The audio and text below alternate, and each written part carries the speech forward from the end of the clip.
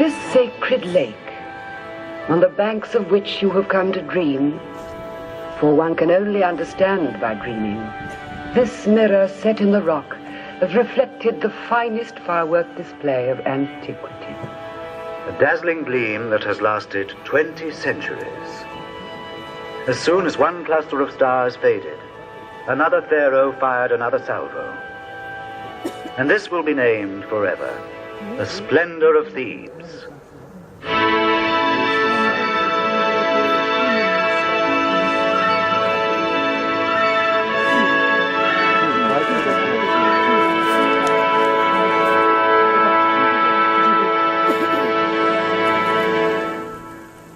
It has been said that Thebes was the first city, the city of cities. Homer named it the city of 100 gates. For 100 trumpets sounded its fame.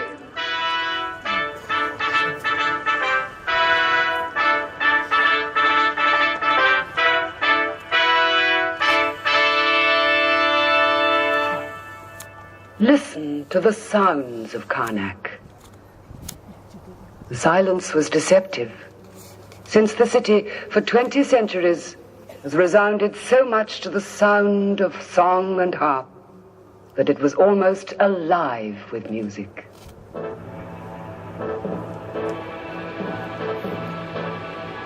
Naturally, there are the baser tasks of the city, the crowded farmyards, the laden trellises, the papyrus presses, and the nobler tasks, the working of gold and silver, the polishing of the columns, the fashioning of the sandstone blocks.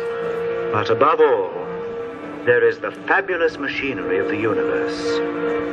For God is in charge and is responsible for the functioning of the world.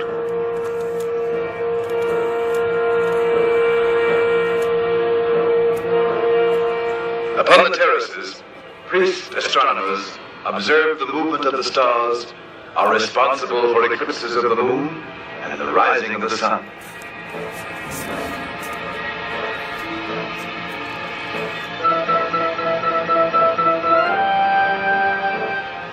Other wise men, bending over their desks, keep the maps of the empire up to date, and the much more complicated maps of the kingdom of eternity.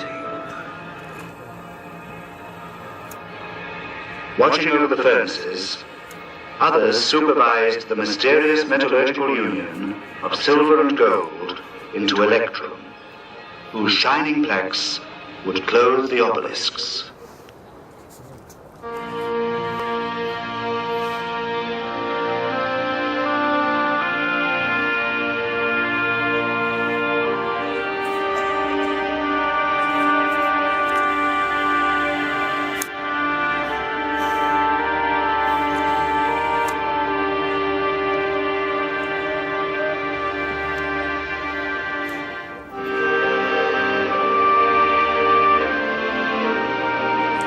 Look now over the river to the west bank, where the sun sets every evening behind the Valley of the Kings.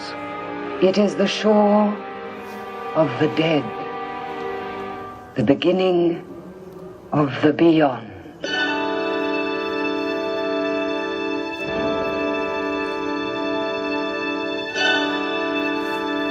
If some lights are still shining in the necropolis, it means that the embalmers are late at their work. Their patron is Anubis, the somber god who prowls like a black dog around the cemeteries. Their god is Osiris, who knows all the secrets of the resurrection and watches 70 nights over the mummification workshops and the endless swaths of wrappings.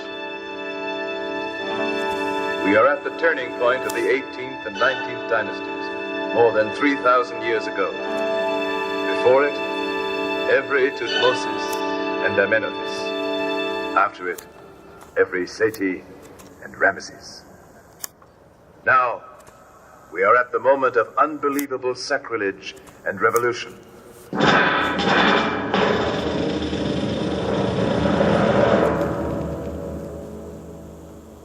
Amenhotep IV changes his name, his god, and his capital. Above all glories, he set love supreme.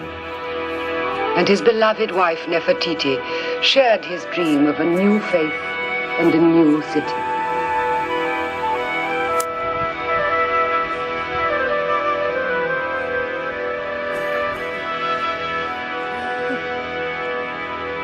Ammon no longer existed. Even his name was effaced from the monuments. The new god was called Aton.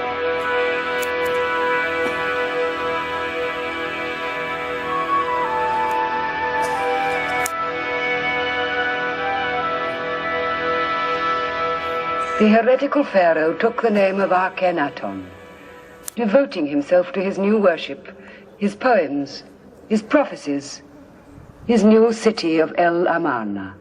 And Karnak seemed to be relegated to the shadows.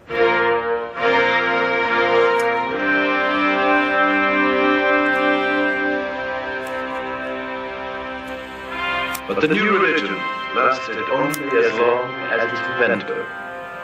The chisel, ruin, and fire all conspired to obliterate his image.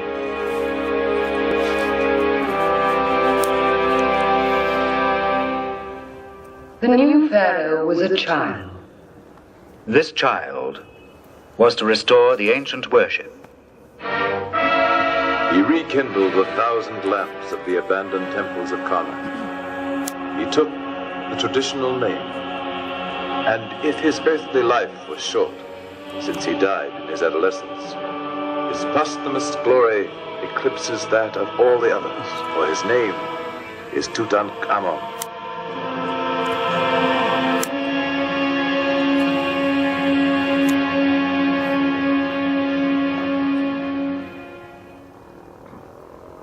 His makeshift tomb was dug in the very floor of the Valley of the Kings. Over there. It escaped the looters for 3,000 years. And in 1922, everything was there. The sarcophagi, one inside the other. The statues, the jewels of gold, the sacred and profane furniture, the alabasters, the porcelains, that prodigious treasure that still draws the crowds, and that mask encrusted with lapis lazuli and cornelian, which stares at us from the depths of the night with the enigmatic smile of an immortal young man.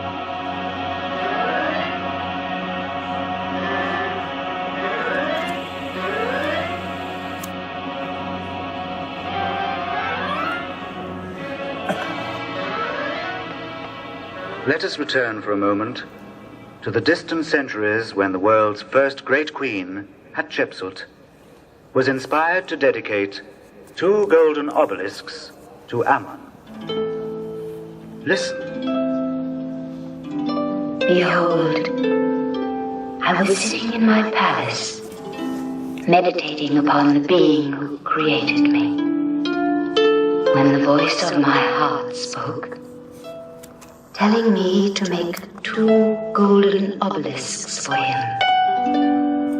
My spirit took fire, thinking of what the men who would later see these monuments would say. They would say, "Why this mountain of gold?"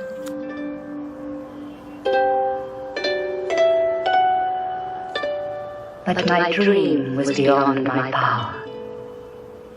My 2 obelisks were not of gold, but of single stone, hard granite without a join. And the expedition to bring the stone to me took 7 months. Now the 2 obelisks have been set up. I must finish their dedication. I shall add this. Thinking of future men who will not have seen the realization of my dream of gold, I wish at least that they may be able to say this, that my mouth was excellent in the words that issued from it, and that, even in granite, I never went back on my word.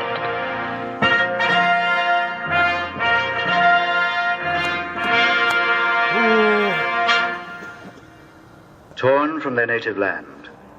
Today, obelisks rise in all the capitals of the modern world. In Rome, Paris, London, Istanbul, New York. Above the vain tumult of cities, these stones stand like fingers raised for silence, preserving the tradition of ancient Egypt's meditation. And the breath of Ammon turns the machinery of the world in the heart of the Forbidden City.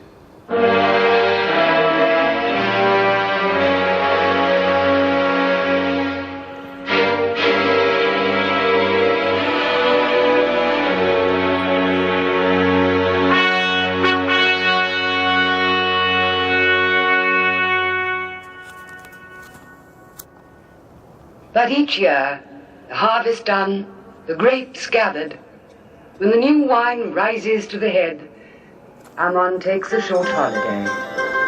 On his barge of state, he sets forth for a honeymoon on the river. He goes to Luxor, where he honeymoons each year with the goddess Ammon. This is the beautiful festival of Opet.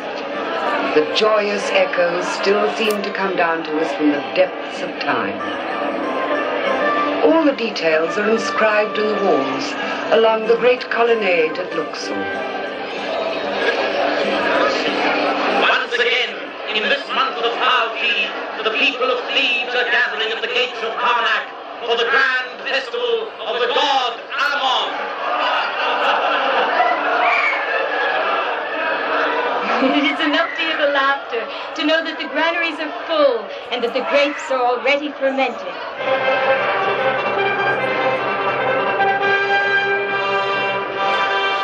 Silence! Here come the standards and banners that open the procession. The marked porters are moving off again from their resting point. There's the lamb's head at the prow of the divine bar. The baskets, moved columns, and the pharaoh are following in order. And you can just make out the baskets of fruit and flowers through the plumed parasols.